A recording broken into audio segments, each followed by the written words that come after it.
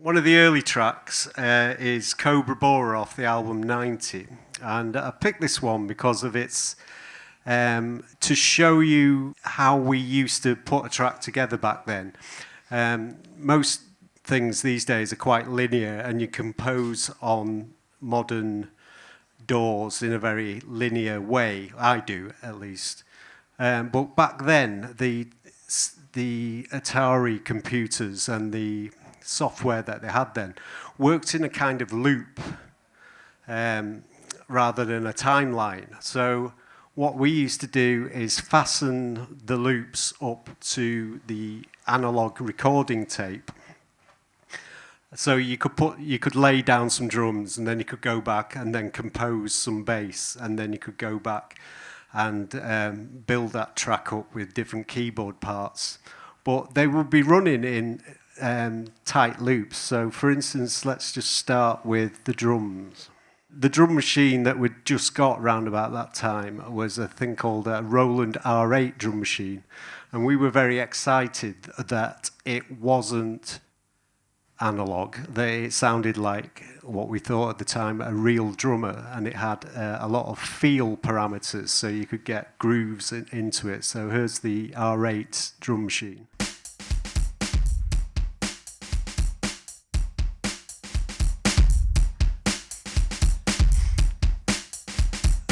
So it's not a break off a record, it's actually sort of programmed drums. But you could tune these drums to a large degree, so you listen to the incredible low end on the kick drum there. See, what I'd do now is, I wouldn't use all that. I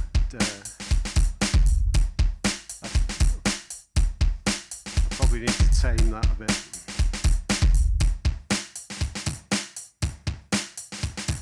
And then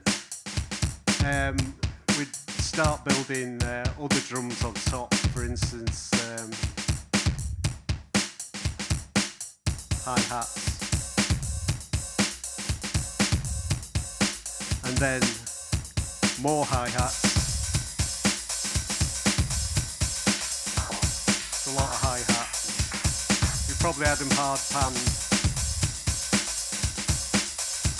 And of course, you need lots of cowbells.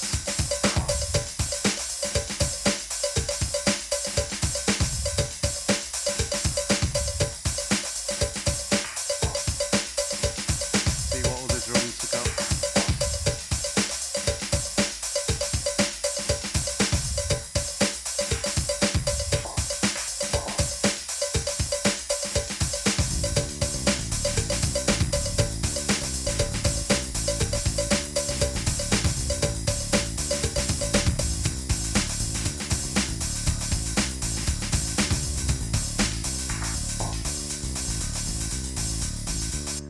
Now the bass is not doing conventional 4/4. It's doing, I think it's a 6 pattern.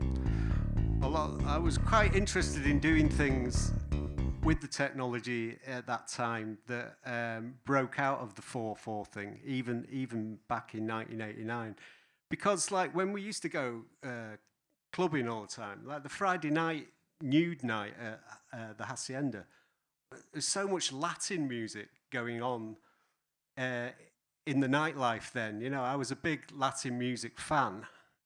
And for instance, the thinking behind this track when trying to construct it, I was thinking along the lines of this track here. Let me just play a bit of this, which is a Cuban record.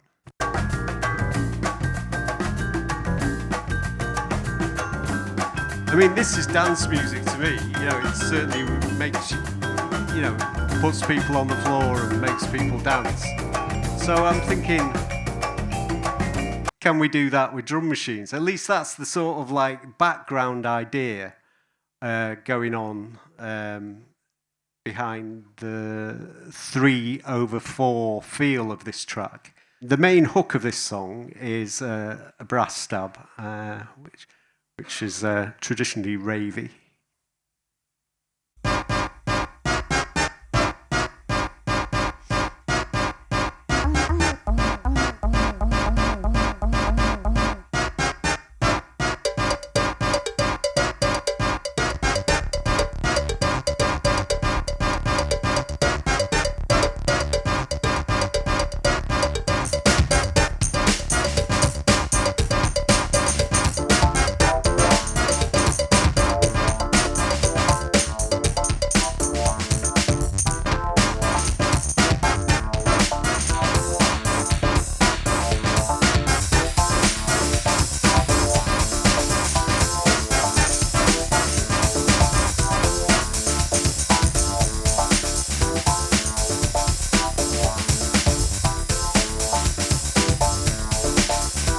there's a lot of echoes back to fusion music in this track.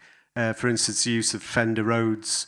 We didn't have a Fender Rhodes, but having something like a Casio FZ1 sampler, you had the whole palette of keyboards of old, like clavinets and all the electric pianos and things. So, you know, we definitely had something in mind that echoed back to fusion music.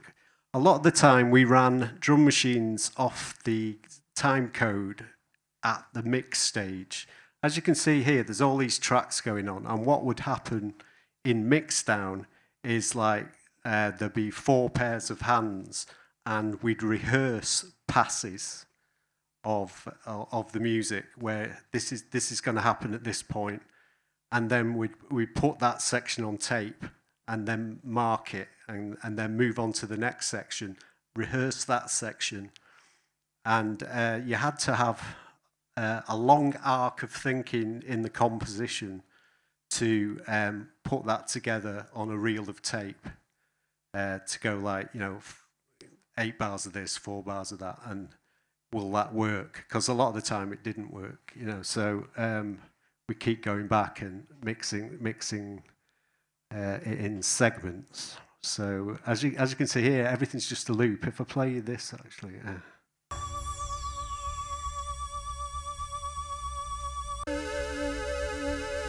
I mean, that's just running through the whole track, and it only appears for about 2 seconds in the whole track. But the nature of the computer is that we just layered and layered and layered things, and then occasionally, with the press of the mute buttons on the desk, something might work. So there is some quite random things knocking about in there. I was talking about the D50 keyboard before. It was brand new in the late 80s and had a very nylon kind of sound to it. It was very glossy, and it added, you were playing a lot of the time with textures of like, this is plasticky sounds versus rough sounds versus bulbous analog sounds, you know, using keyboards as a paint palette, really. So, what else we got?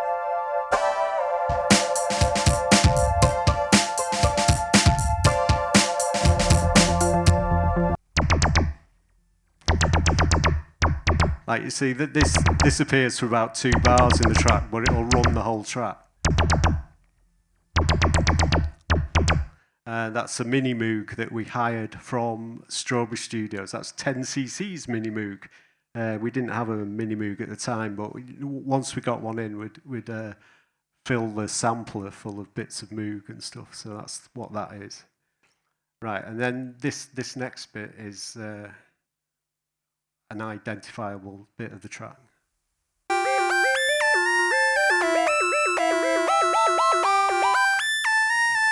So this is this keyboard here, the Roland 101.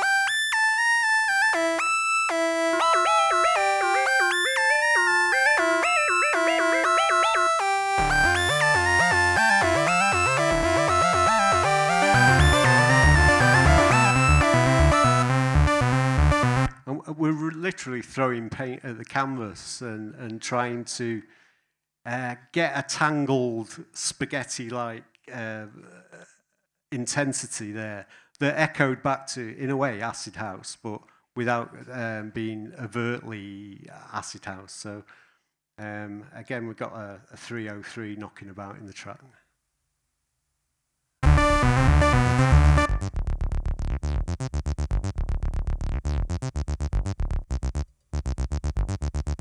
I think he's just doing 2 patterns.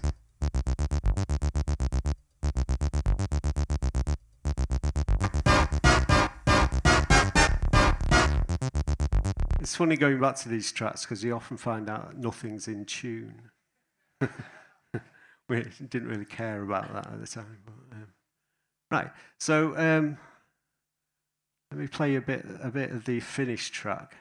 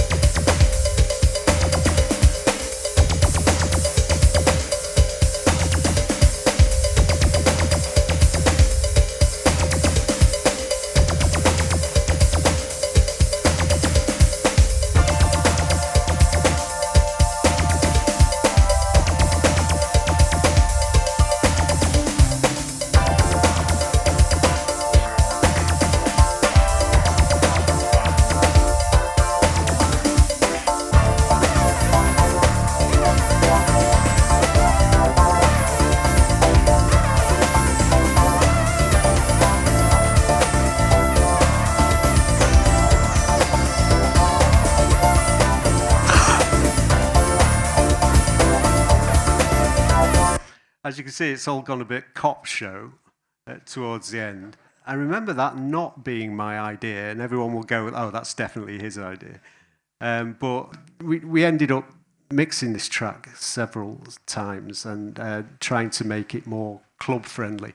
I actually remember as John De Silva dropping Cobra Bora at the Hacienda and almost like everyone falling over because it just didn't work on the dance floor, but it worked perfectly on a post-rave album that it was, like 90. It was like almost like the album you listen to after the clubs. It was like a set of music that fitted the time, yet not necessarily the dance floor, you know. Though there were, you know, tracks like Pacific on that record as well, which were obviously crossed into daytime radio and clubland, and, you know, so we were in a strange place, you know, trying to put music together.